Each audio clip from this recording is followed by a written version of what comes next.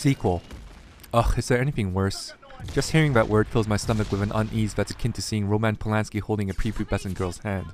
Though it's more apparent in films, the game industry is very much guilty of releasing half-baked, recycled sequels in the name of profit. Thankfully for every Fear 2 and Madden NFL 10, there's a Team Fortress 2 and Baldur's Gate 2. Technically, most sequels improve on their originals, just by taking the templates of originals and gussing them up with technical improvements. But despite their improvements, they fail to capture something that made the original so endearing. Why is that? I posed this very question to a friend, and he said it's because the sequels lose that magical quality that made the original so great. Now, that's a pretty vague answer. I mean, magic! But I think there's something to that answer. Now, in this context, magic could mean the originality of a first game, that freshness and newness that's lacking in the sequel. Or it could mean that some of the important elements like the story or the gunplay or the role-playing mechanics aren't as well realized in the sequel as they were in the original. Whatever the meaning of the word, and I think it's best left vague, as sure as all wizards sport long grey beards and wear cone-shaped hats, that magical element is very much present in Mass Effect 2, making it not only a worthy successor to the original, but also the best game I've played since Team Fortress 2. So what makes Mass Effect 2 so magical? Before I can answer that, I have to state what made the original magical. The original, in my humble opinion, wasn't great because its role-playing elements and story are great, as many seem to insist. Yeah, the story isn't bad. In fact, I'd say it's quite decent, though the plot itself is a bit simplistic. And the role-playing elements are, well, they're there and they're fun to tinker with, but certainly Mass Effect is no Fallout or Vampire the Masquerade Bloodlines. No, what made Mass Effect so magical is the third-person shooting. I've played most third-person shooters that are deemed greats by critics, and it is my opinion that Mass Effect's gunplay is so much more exciting and visceral than them. So I will start by analyzing Mass Effect 2's gunplay. Is it better than Mass Effect's gunplay? Yes. There are 5 major differences between the two.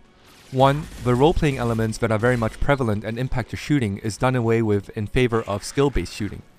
2. The biotic and tech powers are more useful in Mass Effect 2. 3. The squad-based combat is far more effective, mainly because your squad mates are more effective. 4. The level design is so much more varied and dynamic, which in turn makes the cover system more effective. 5. There are more variety of enemy types and mini-bosses in Mass Effect 2.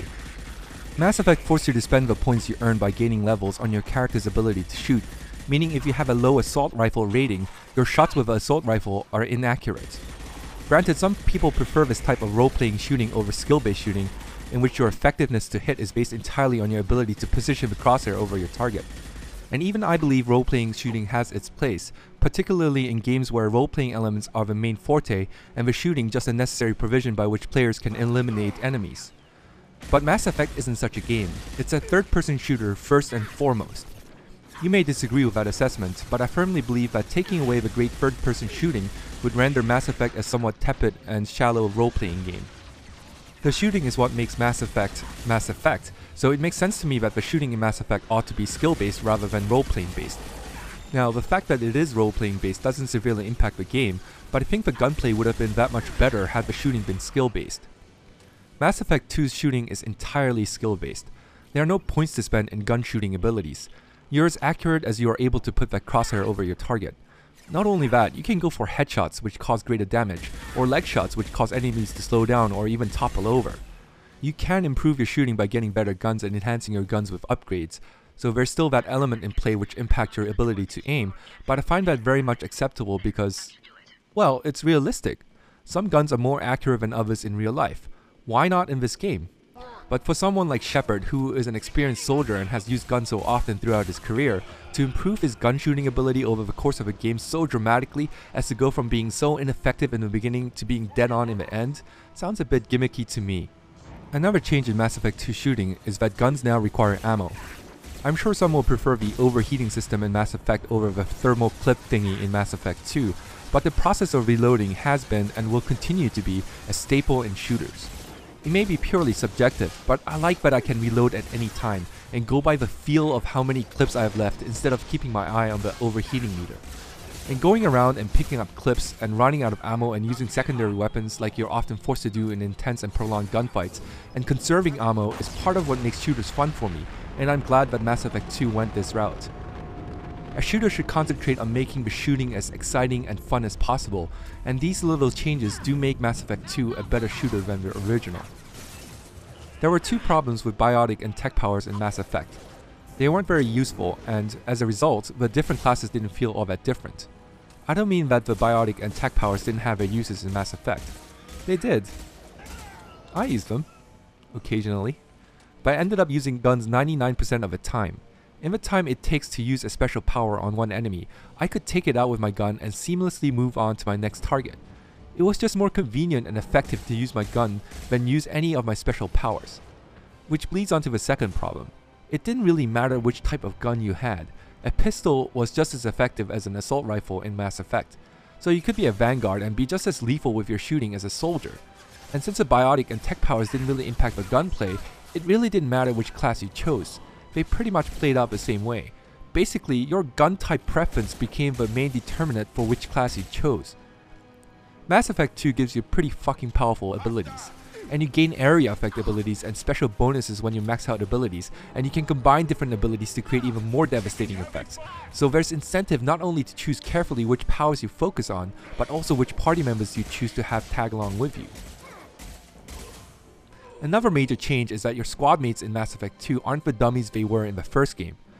Oh, and how dumb they were in the first game. It was quite common to see them stand behind a column and shoot at the column instead of at enemies. It was also common for them to take away their prime shooting location and refuse to move, even when being ordered to move elsewhere. In fact, I oftentimes told them to stay back while I dived into the fray of a battle, just because I didn't want them getting in my way. Either that or I had to micromanage them, telling them where to stand and what to do every minute. That became quite tedious. Your squad mates are so much better in the second game. First, if they happen to take away a prime location, moving your character to that location causes them to move away, which is a relief since your character remains the most effective fighter. Second, you can pretty much leave them alone. They'll take care of themselves. They will die on you occasionally, but the game has made another improvement to negate their annoying death habits. Every character, including yours, now has a health and shield regen ability, so you won't ever have to spend your medigels to revive health points. Instead, use the medigels only to revive fallen squad mates, and only during battle, because once a battle is over, they get up and their health and shield regenerate. What this means is that you won't have to keep an eye on your squad mate's health, so you can continue fighting until the game informs you that one of them has fallen, and you can use your medigel if you think reviving them for the remainder of a battle is worth using a medigel. And it often is. Your squad mates are quite useful. A very specific example to illustrate the point. I was being attacked by Geth husks, and they had me surrounded. I was a punch or two away from death when one of my squad mates used a biotic power to fling them all away from me. Now, I'm not sure whether this was purely a coincidence or my squad mate's AI just being that good, but this happened a dozen or so times, so I'm willing to give BioWare the benefit of the doubt. And the interface is a lot more streamlined than it was in the first game. I won't get into details, but ordering your squad mates to use certain powers and move into proper position or fall back is a cinch now, and the interface and the improved squad mates make the entire squad-based combat experience so much better. Another improvement is in the level design, which is so much more varied and dynamic in Mass Effect 2. This is especially apparent in side quests. Most side quests in Mass Effect occurred on specific locations in various planets.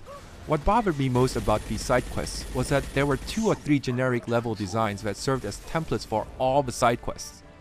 Mass Effect 2 side quests, well, you won't see the same level design for any of them, which is just fantastic. Not that I didn't enjoy Mass Effect side quests, I did because I enjoyed the shooting and more side quests meant more shooting, but they did become repetitive after a while. The main missions in Mass Effect were a bit better. They were specifically designed for their missions, but they mainly consisted of small room, large room, outdoor environment. There are several noticeable differences in Mass Effect 2. There are moving parts and destructive covers now, so there's incentive to move about. The enemies also move about more, so finding prime location is key. You also stick to the cover a bit easier than you were able to in Mass Effect, so that moving from cover to cover is a lot more fluid. And there's more use of 3D terrain in that enemies are often perched above you or situated below you, which means that you have to take into consideration the trajectory and the angle at which you're facing your enemies. And the levels don't look as bland as they did in the first game, which doesn't change the shooting, certainly, but it does make the game a lot more appealing, especially in that the levels don't feel as repetitive as they did in the first game. Lastly, there are more mini-bosses throughout the game, and enemy types are just more varied. I won't get into details since this is pretty self-explanatory, and I'm running out of time, but for all those reasons and many more that I failed to mention, Mass Effect 2 is a significantly better shooter than Mass Effect.